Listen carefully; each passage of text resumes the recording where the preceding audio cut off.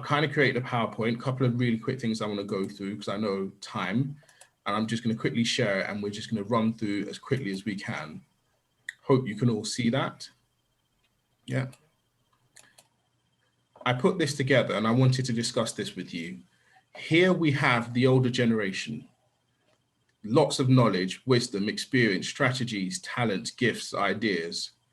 And if we combine that with the younger generation, the power, the energy, the passion, the willingness, the time, the talents, the ideas, fearlessness, cultural awareness, their understanding of technology, we end up with a multi-generational discipling church, which is what we all want. I don't think there's a single leader in here who doesn't. But what happens is if we have all the things from the older generation, but we don't have the younger generation, we end up with a single generational church, a church that isn't discipling, a church that isn't growing, a church that isn't bringing any change.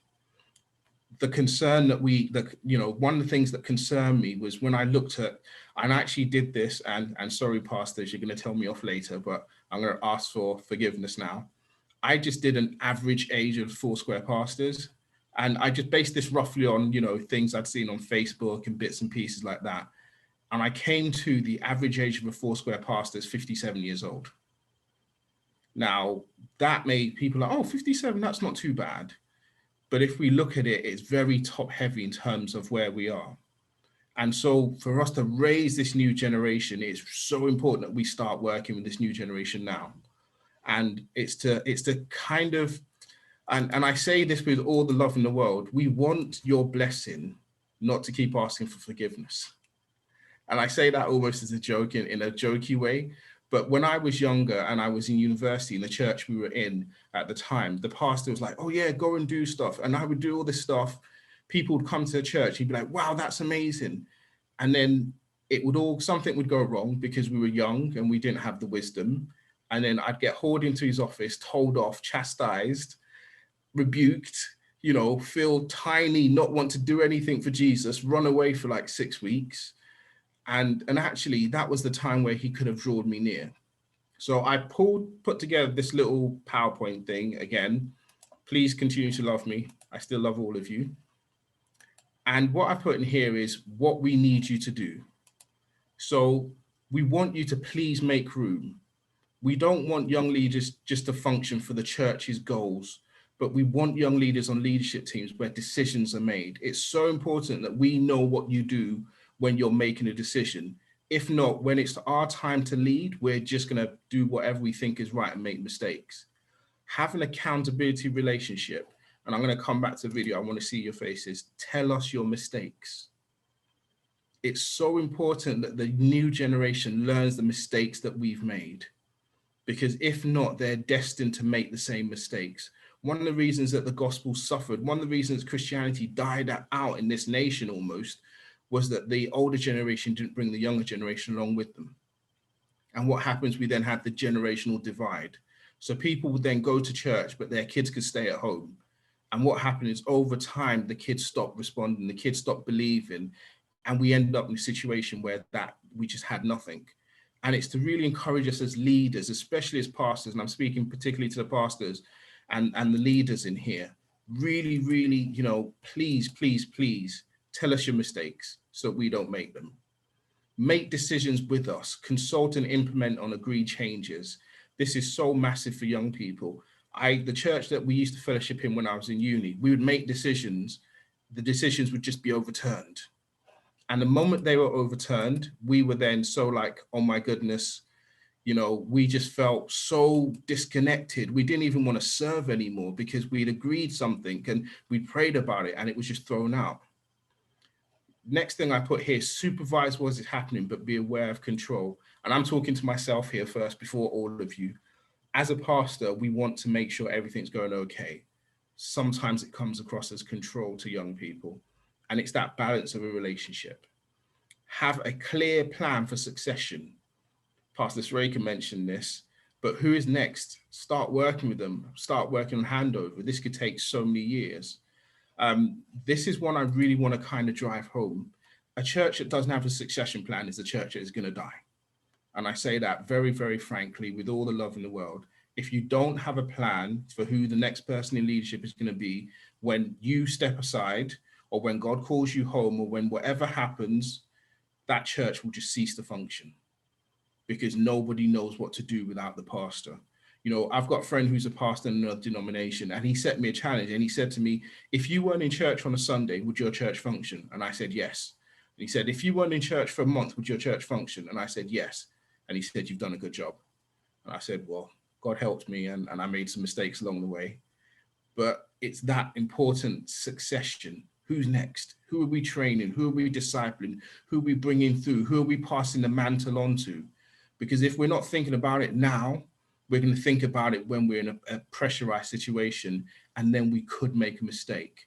And so it's a real encouragement to start thinking about it now, so that it just doesn't happen and then we're reacting to it. The final one is, on this section, is to create a culture where young leaders are supported to do all that God has called them to do in life, not just in ministry. So often when things are done with young people, it's done with ministry in mind, when you're raising up young people. And I know so many young leaders who are amazing in ministry and terrible in life.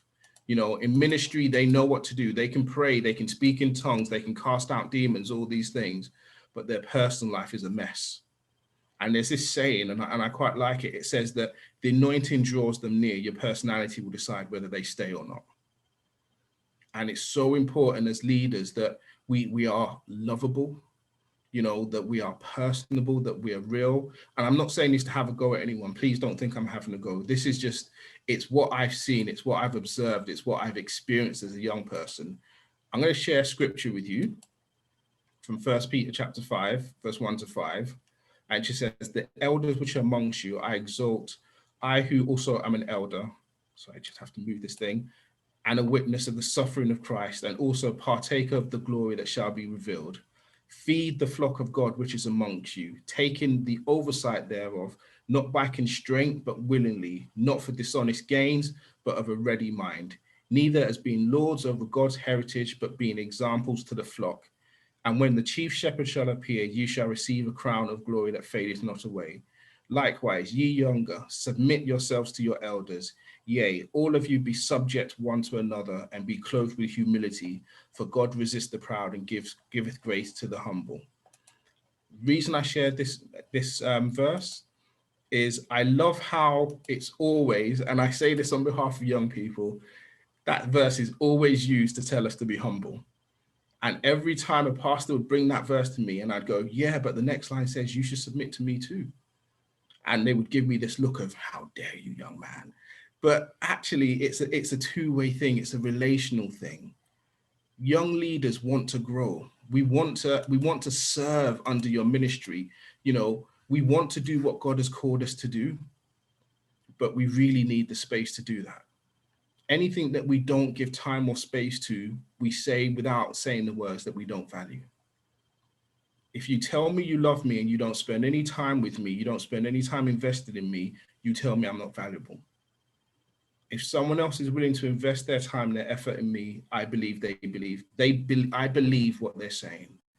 And so this is the challenge. You know, Pastor Sreka said a lot of the stuff I wanted to say. You know, when he first mentioned to me about the micro church and what we want to do with young people, I was like, oh yeah, we have to do it. And, you know, I was there on the sessions and we were pushing these young people. And I remember when Isaac sent that message saying, I've got too many people. And I replied back going, that's the best problem to have. You know, how many of you want that problem as a pastor? We've got too many people in church. You know, hey, that's a problem I'm praying for. And so one of the things we're doing is we're planning now. You know, one of the things Pastor Sreka was talking about is planning. Let's look at young leaders. Let's identify young leaders in our church and let's start developing them. Let's start mentoring them. Let's start supporting them. Let's start explaining to them what we do. There's so much more to ministry than what we see on a Sunday. And if you don't tell me what it is, I'll never know.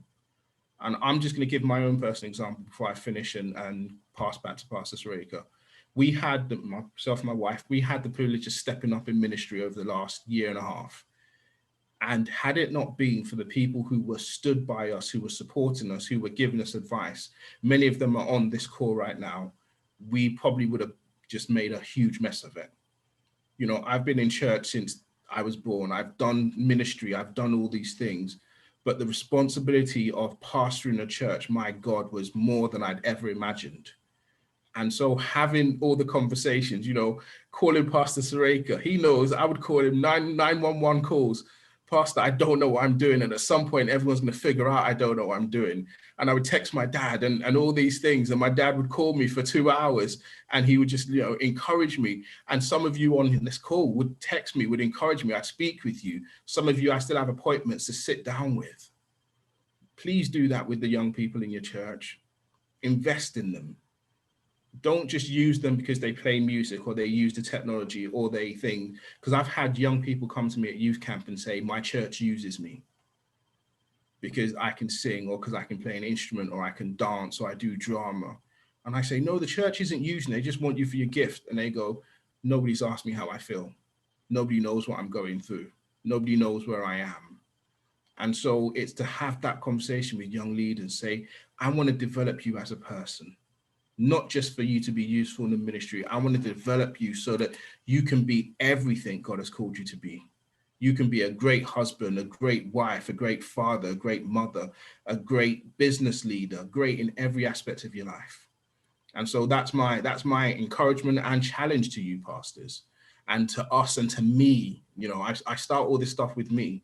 Gosh, I started with me. And, you know, we've done it. God willing, we've had 1.5 years, we've been able to train a youth pastor.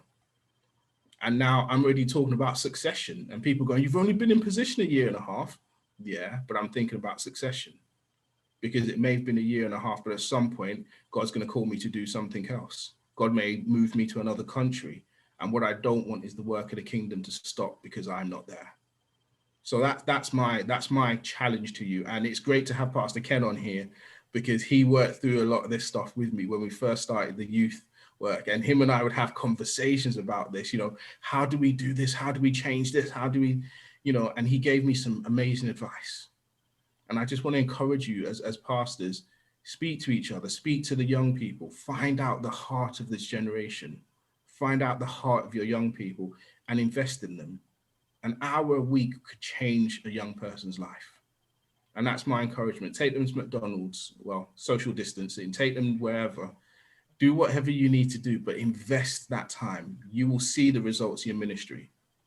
You know, I don't want to go on too much longer, but yeah, that's my encouragement to all of you. Whatever you invest, you'll see it come back.